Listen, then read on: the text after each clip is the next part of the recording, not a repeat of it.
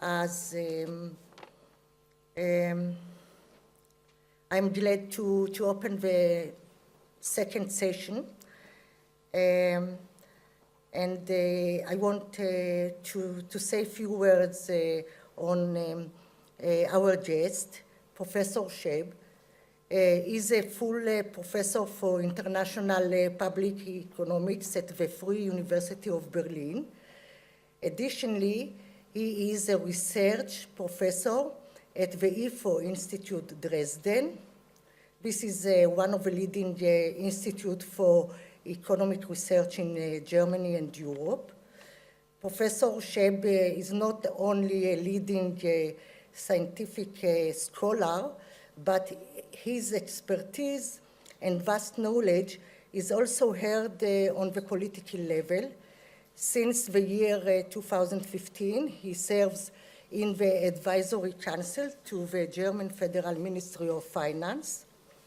His research deals with a wide variety of subjects in the fields of labor economics, welfare policy, the economics of well-being and happiness, and in general public economics and optimal taxation. His numerous research works have been published in economic journals and books, and only recently his book on the measurement of happiness has been published. I have the pleasure to invite Professor Schoeb to give his lecture on working poor reform, implication for minimum wage, and quality of life. Please, the floor is yours. Yeah. So, thank you very much for the kind invitation. I'm very glad to be here and to have the opportunity of the German labor market with a particular focus on the working poor. Let me start with a small story about the German labor market performance. To say it in one sentence, it's a story from the sick man of Europe to economic superstar, to quote a paper recently published in the Journal of Economic Perspectives.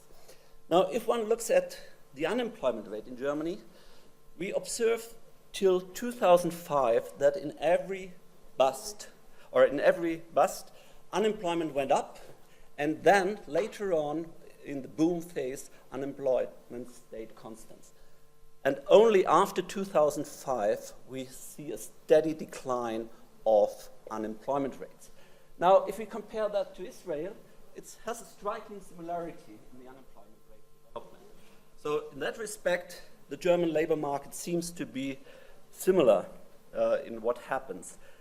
Now, if I take a third country, the UK, you see that this is not the normal case. We have, in the UK, we have decline 8, and then later on, in the financial crisis, unemployment went up again. Now it's extremely loud. Okay, so, yeah, if we look at employment instead, the German development is completely flat till 2005. So for a long time after unification, we haven't managed at all to create new jobs. And since 2005, jobs are being built again. Compared to Israel, a completely different picture. So we have a steady increase in employment in Israel. And if we look at the UK as the third country once again, we see also differences between Germany and the UK and also between the UK and Israel. So apparently there is no uniform development of labor markets if we compare different countries. Rather, the institutional settings are very important when it comes to analyzing the labor market, and in particular when it comes to analyzing labor market reforms. A particular problem of the German labor market is long-term unemployment. And long-term unemployment rose steadily till 2005, and it's the first time for 30 years that after 2005, long-term unemployment started to decline. So that was one of the main issues, improvements since 2005, and you will see in a moment why I talk so much about 2005. What happened that the sick man of Europe came to become an economic superstar?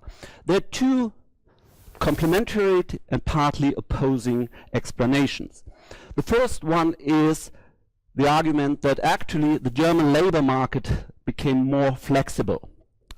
This is an analysis by Dussmann and co-authors. Now, they argue that we have different developments in the 90s. First of all, there is a changing governance structure of labor market institutions. We observe declining union coverage.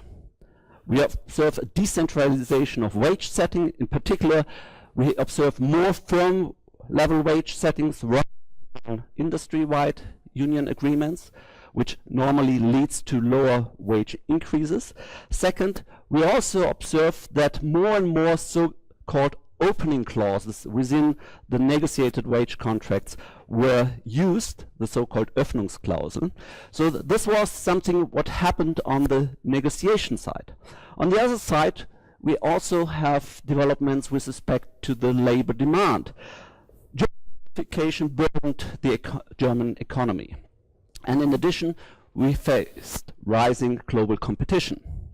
In particular, we had low wage competition in the East, and later on in the late 1990s, the German Deutschmark entered the euro at an overvalued exchange rate, which made it hard for the firms, and the firms were therefore very reluctant to agree for high wage increases. And this had different impact on the labor market, and in particular, it started to raise the issue of working poor in Germany, which hasn't been debated much before 2000. Now, what we have is here the development of the real wages since 1990. So we have the 98th percentile, so these are the higher wages, and we see that after 1995, suddenly the development becomes very different. While the wages of the high-skilled workers increased, the wages of the medium-skilled workers remained almost constant, and the wages of those in the low-wage sector declined in real terms. So that started to cause problems with respect to working poor. In 2003, we see that this increase became even stronger. 2003 may have to do with anticipation effects of the so-called Hartz reform. Oops. So what we observe are two things. We have a rising share of those left behind. We have long-term unemployed people with a little chance to re-enter the labor force, and we have low-wage earners, as I will show you in a minute. Policy entered the scene in 2005, but the debate went on for a couple of years, particularly since 2003, and these are the so-called Hartz reform. I don't want to go into much details. In principle, the idea was to have a labor market policy of carrots and sticks. So the main issue by Gerd Schröder was fördern and fordern. So demanding people to try everything to get a job, and if you get a job, we will help you to keep the job and to make a good living. So the priority of this policy was very clear and strict, bringing people back into the labor market. This was a first severe or serious attempt to solve for the welfare state dilemma. Okay, so it was the introduction of in-work income support in Germany. Beforehand, we had a very strict divide. If you were unemployed, you could rely on public help. If you worked, you had to make your own living. Since 2005, we have incentives to work implemented in the scheme by allowing for supplementary unemployment benefit payments, so-called unemployment benefit payments 2, for those long-term unemployed. Now, rather than having a subsidy, it was about how quickly do we reduce the transfers we gave to the unemployed. And the idea was, first of all, from 0 to 100, you could keep all the money. So the first 100 euro per month were given without any deduction. From 100 euro to 1,000 euro per month, the transfer reduction rate was 80%. For every euro earned, you were allowed to keep 20 cents. So that's an implicit tax rate of 80%. From 1,000 to 1,200 euros, the transfer reduction rate increased to 90%. That is, from every euro you earn, you are allowed to keep 10 cents. And if you were still relying on transfers with a gross wage income of 1,200 euro, the transfer reduction rate increased to 100%. Now, these are the figures for the single household. If we look at single household and couples, this is the development of a single household. Normally, if you are unemployed, you are entitled for unemployment benefit payments about 750 to 770 euro. And that means that you have the possibility to earn additional 100 euro and then steadily increase your income by a maximum of 300 euro until you reach an income of 1,400 euro. Only with 1,400 euro, you leave the entitlement of public help. For a couple, the problem is intensified because the unemployment benefit payments they get are much higher, so they get 2,000 euro without having anyone in the family who works, and then the same scheme of supplementary unemployment benefits payments develops, and they're only at an income, household income of net of 2,450 euro, they leave the public transfer scheme. Now, what did these two reforms imply for the working poor in Germany? The good news were declining unemployment. So we have observed improved labor market prospects, and I guess, or I think that both explanations are valid. So we have a flexibilization of the labor market, and in addition, we have increased the incentives to take up jobs offered by the firm, even at lower wages. So just showing the picture again, and we see that apparently the huge decline in long-term unemployment played an important role here. Second, there were also bad news. First, the rising share of the workforce who receives an hour lower than 60% of the median wage. Here we see that till 2007, the share of low-wage earners increased in Germany and then hardly declined afterwards. So this is the figure which then started to dominate the political debate. But is that really bad news? If unemployment decreases substantially, where do the formerly long-term unemployed find a job? Normally in the low-wage sector. So the low-wage sector should then increase, but for good reasons. So let me try to reassess the bad news. First, we have a moderating welfare state. If we look at the net wage income rather than the gross wage income, we find that roughly the share reduces by 5%. However, the trend is always the same, but it shows that we have a redistributive scheme that reduces the problem quite substantially. Second, what happens if we take into account both groups who are left behind, the long-term unemployed and those working in the low-wage sector. So we just recalculated this curve by taking into account the long-term unemployed as those left behind as well.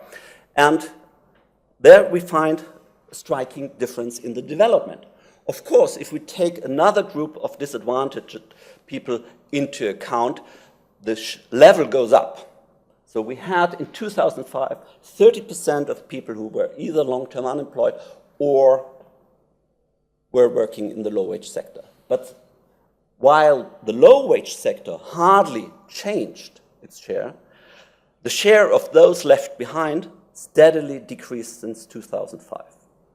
So this takes up the idea of bringing long-term unemployed back into the labor market, even if they re-enter the labor market in the low-wage sector, is an improvement for those left behind.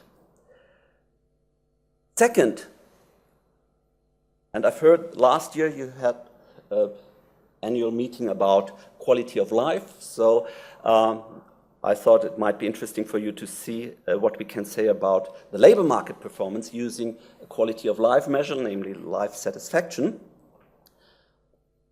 We did a recent study where we asked if someone takes up a job by accepting supplementary unemployment benefit payments too. That means he or she takes up a job without earning much additional income.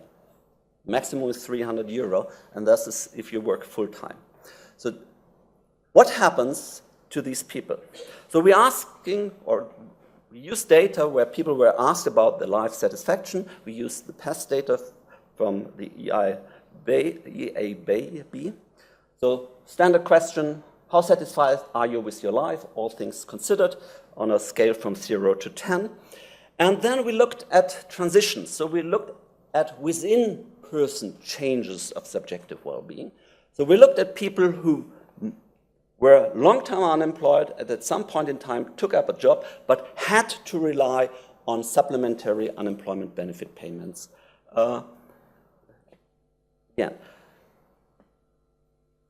Using some matching techniques, we defined a control group, and we saw that the control group hardly changed, but we observed a strong increase in subjective well-being of those taking up subsidized jobs.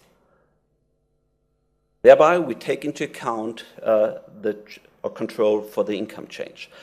The regression analysis with all the other controls, family background, changes in family background, etc., were taken into account, and we find a strong and positive effect in life satisfaction. So apparently, those who benefited from the reform by taking up a job really benefited also with respect to subjective well-being and not only with respect to income. So rising employment means that it actually helped alleviating the burden of the low-wage earners. Those who were beginning to work again had a higher income, even so at a small scale. Second, their job opportunities increased. There were some recent studies that show that at least moderately it is more possible to leave the low-wage sector when you are employed than when you are unemployed. And secondly, as I've shown you a minute ago, we have higher subjective well-being. So maybe the bad news were not that bad at all. Nevertheless, as long as unemployment was high, the priority was clear on fighting mass unemployment. In 2005, we had 5 million registered unemployed people. Now we are below 3 million. It was about the debate on participation versus exclusion. Everyone who is willing to work should have the opportunity to work. That was the objective of the government. The more successful this program became, the more the priorities in the political debate shifted. In particular, the priority shifted towards fighting working poor. Here the idea was, and that was mentioned beforehand, everyone who works full-time should have a wage income above the minimum subsistence level, first. And second, the wage income distribution should become more equal. So we started the debate about inequality of work income. And parallel to this rising debate in the last, or starting in 2008, 2007, we became a debate about introducing a statutory minimum wage in Germany. Before 2005, just a small side remark, there were hardly anyone in the trade unions who asked for a minimum wage. The Germans were always very proud that the industrial relations were defined by what is called Tarifautonomie, so that is the independent ability of trade unions and employer organizations to negotiate wages. And even in the Hartz reform, I recall that one of the trade union negotiators said, "I will leave the room if someone asks for administrated wages." That has shifted completely, and we now have a minimum wage. The question then is, does the minimum wage alleviate the lot of the working poor? And in a more broader sense, does the minimum wage alleviate the lot of those left behind? The German minimum wage. We have a statutory minimum wage of €8.50 introduced in 2015. We had some exceptions till 2017, in particular if there were some sectors where wage negotiation were done before, they had the allowance to keep a lower wage till 2017. Since January 1st, 2017, there's a uniform wage, minimum wage. There are temporary exceptions for long-term unemployed and exceptions for young workers. I don't want to go into detail here. Very important, because the development of the East and West German labor markets are very different, is the fact that the minimum wage is the same both in East and West Germany. We have raised the minimum wage by 4%, and now the minimum wage is €8.84. So, I think it's roughly about 60%. So I don't have the exact number. I should show it. I can show it up. Sorry, so I don't have that figure present. Must be close to. And there but there it's also a very huge difference between the East and the West. So I think it's in the West it's about 50% and it's far above 60% in the East. But I check that. Now, who is affected? We did some analysis using the socioeconomic panel for 2012 and updated it to 2015 so that we had an idea who might benefit or might be hurt by the statutory minimum wage. Now, first of all those who work full-time should make a living on their own. That was the main political objective. So let's focus on the full-time workers with low wages. And here we see that in Germany, roughly 5% of the full-time workers were actually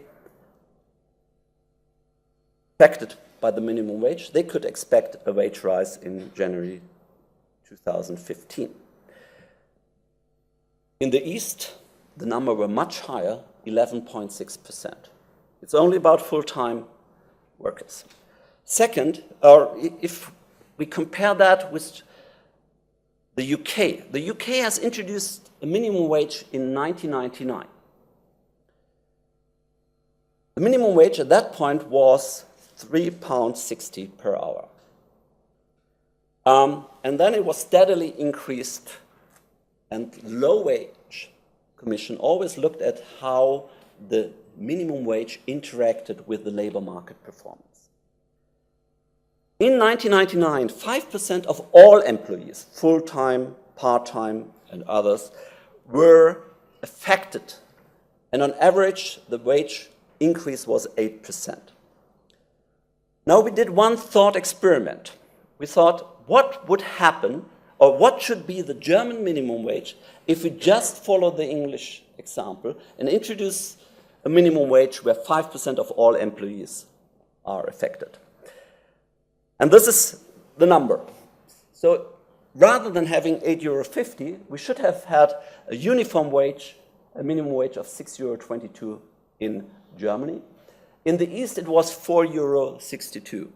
Now, this is a nice example how difficult it is as an economist, as a scientist, to make a thought experiment.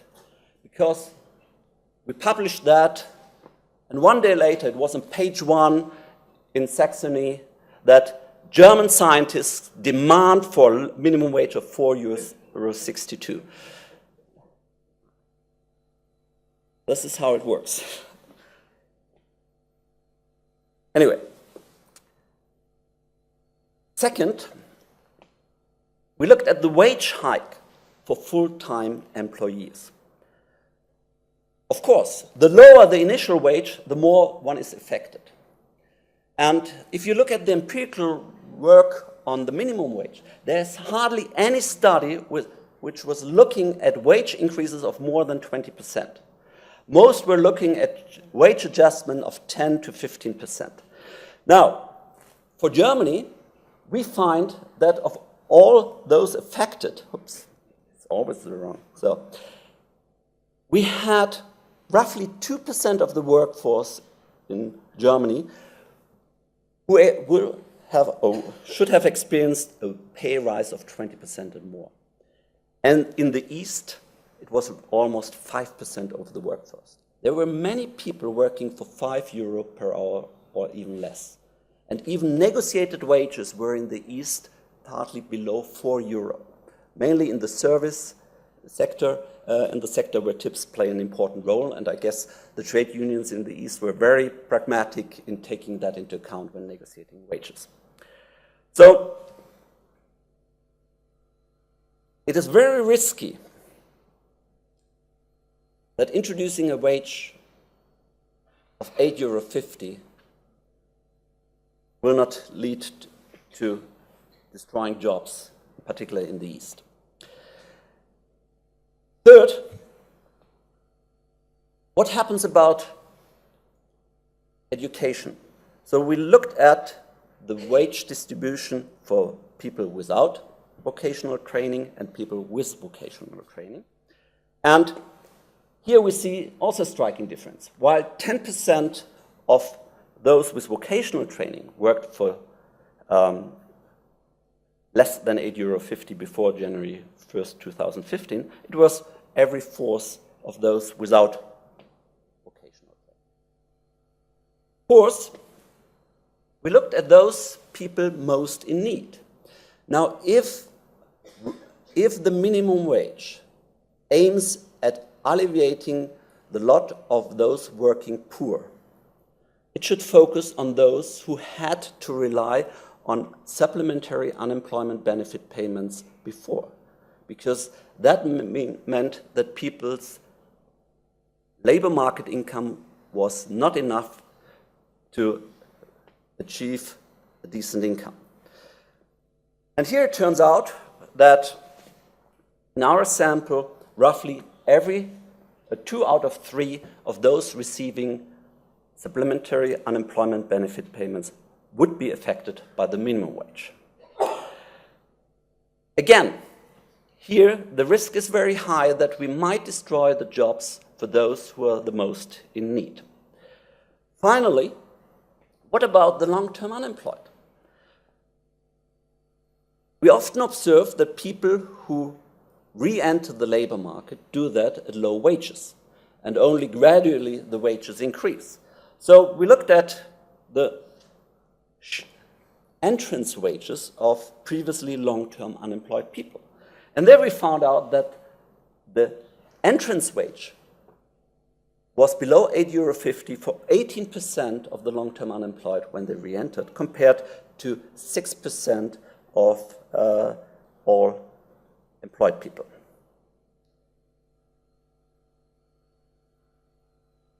What are the costs of fighting working poor using the minimum wage? Let me make an example. Assume there's a full-time employee who earned €5 gross per hour and worked 160 hours per month. So the gross wage income would have been €800. In addition, there are employer contributions to the social security system.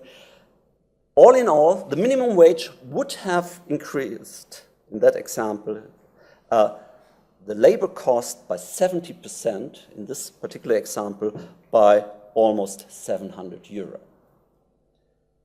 If someone is not relying on supplementary unemployment benefit payments, for example, because the partner has a high wage income, out of the 70% the firms has to pay, roughly 57% pay rise is the consequence. What is the consequence for someone in need? Those who relied on supplementary unemployment benefit payments before. Now, see that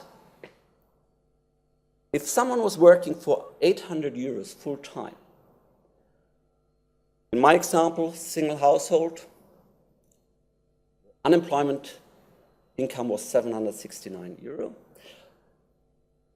The first €100 one can keep, and then the next €700 one could keep €140. So the net income was already €1,009.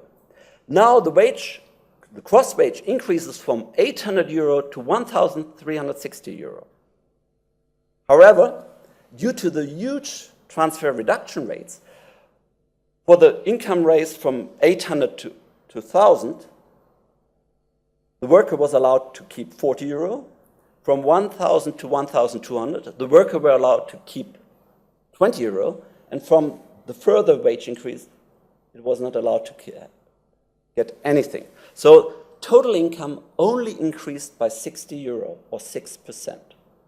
Just keep the relation in mind. 70% higher cost for the firm, 6% higher income for those who are most in need. And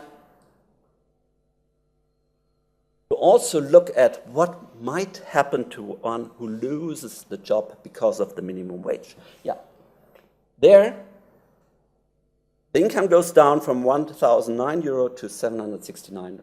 It loses exactly the €240. This is a decline in household income by roughly 24%.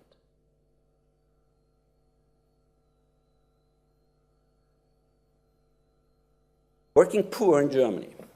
Where are we? Now, let's look at the poverty risk line. So 60% of the median income is considered as an income where you're at risk of becoming poor. I tried to model that using my example. If you earn €5 and you are relying on supplementary unemployment benefit payments too. So your starting income is €1,009. This is above 70%. It's 74% of the median income of a single household earner. If someone has a higher, or gets now the minimum wage, income rises to roughly 80%. This is not about fighting working poor. It's improving the income situation of someone in the lower part of the wage distribution or income distribution, but not for someone close to the poverty line. Only in the case that someone who relied on supplementary unemployment benefit payments before loses his job, the poverty risk line matters. One falls below. And this is because of the interdependency of the German system of Grundsicherung, social security, and the minimum wage. The social security system has already made sure that no one who works can be below the line of poverty risk because of this supplementary income. Let me once again make a short sidestep, coming back to subjective well-being.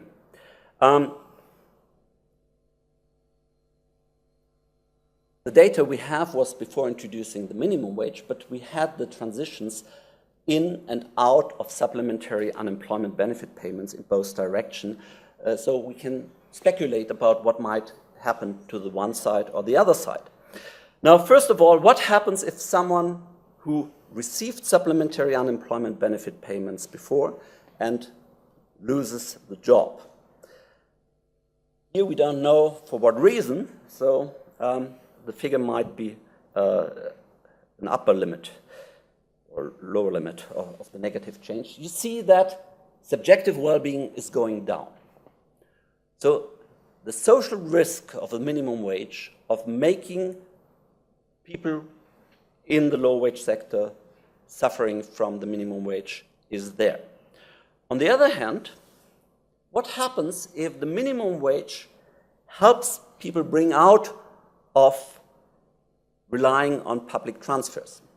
Now, first of all, in my example, someone whose wage income increases from 800 euro to 1,360 euro would still be eligible for supplementary unemployment benefit payments too. However, maybe he's living in an area where housing costs are low, or he or she has a small flat, then it might happen that they actually leave the transfer scheme. So we also looked at supplementary unemployment benefit payments too. What happens if those people move into regular employment? And here we also find a positive change. So that's good news for all the supporters of the minimum wage. Yes, if we manage to bring people out of dependency, this is good news. However, we don't know yet if that really will happen. But this is closely related to what you talked about when you talked about culture. It has to do with social norms. And there are two social norms in the labor market which might be present. One thing is, if you are below 65, you're supposed to work. The social work norm matters, and this is one of the reasons why unemployed people feel very unhappy when asked about their life satisfaction. On the other hand, there's also a social norm of making one's own living, not having to rely on public help. And this might explain that here we are controlling for income again, that leaving the scheme might reduce the welfare stigma.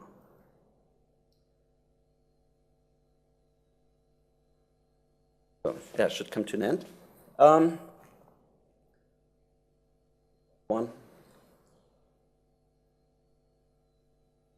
Now, we have introduced the minimum wage. What are the first results? First, unemployment rates continue to fall, and employment rises. The only thing we observe is that the labor market is more dynamic in the West than in the East. So this is good news.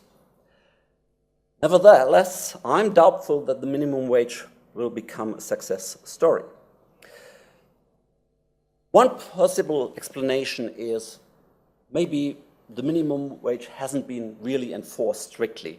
And if you look at the figures here, we see the red dots show what should be the wage increase depending on the initial wage. And the black line shows how the wages were in 2015 using socioeconomic panels. And apparently it looks as if compliance with the minimum wage was very high for wages from 5 to 8 euro 50, but not that much here. That would be misleading because we had all the exceptions. So we calculated what happens if we take out all those who were excluded from the minimum wage in 2015. And there we find that actually enforcement is pretty good. So that cannot explain why the minimum wage may not hurt. So the minimum wage might be a good policy. However, we have different developments in the labor market. Very low oil price worked like a demand increase. Household had more real income to spend for other things. Second, the migration issue raised public demands in several sectors where also the low-wage sector were affected. So these might be side effects which we have to disentangle from the minimum wage later on. There are first very cautious evaluations out by now. What we find is that there's a huge pressure to adjust. Just to give you one example, we have in the bigger towns, we have huge taxi companies, and they try to sell their permits to smaller firms, in particular to family-owned firms. Because if you're driving your own taxi, you don't have to comply with the minimum wage. So this is one of the pressures. Second, we observe that opening hours of some shops are changed. So that the question of whether something is a break or working hour is debated heavily. The 13th month salary, is that something in addition, a bonus, or is that part of the hourly wage income? So we have all these debates going on, and not in all cases things are settled yet.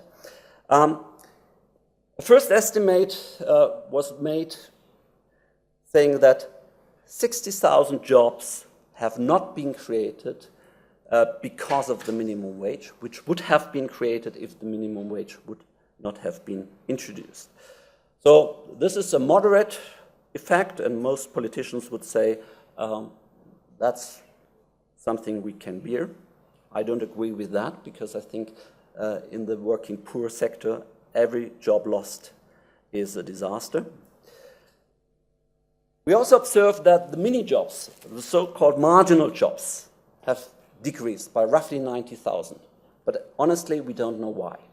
Some of them have moved into a job where they get social security, where they have to pay social security contribution, and this is something firms pushed people very hard, because then they have to pay the social security contributions rather than the firms, so it was a cheap way of circumventing the minimum wage. And in addition, we observed a striking reduction in working hours.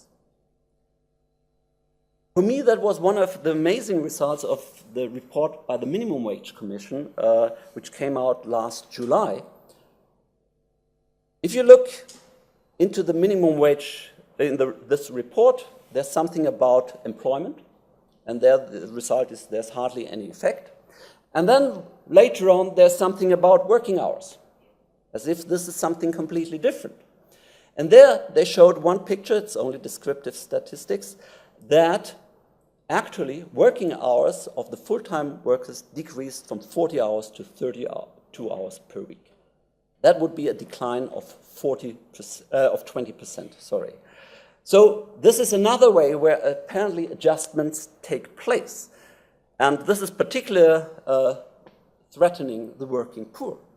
If I get a higher wage, but am forced to work less, what is the benefit at all if income is that what I need most rather than leisure time? We have calculated the effects by using the socioeconomic panel once again, and you actually see that depending on the hourly wage of in 2014, we have indeed adjustment via a reduction of the reported weekly working hours. And if you see, this goes up to down to 5 hours per week. Let me conclude. I tried to put the focus on two groups of the left behinds and try to widen the debate about the working poor. I think it is very important to have both groups in mind, because the regulation interdependencies might have adverse effects. If I want to help the unemployed, I might create working poor. If I want to help the working poor, I might create long-term unemployment exclusion. So, to overcome this problem, we have to put the focus on those left behind. And in Germany, the experience of the last 20 years actually showed that we have some type of political cycles. When unemployment is high, the priority is on fighting unemployment. If unemployment is low, 3 million is still a very high number.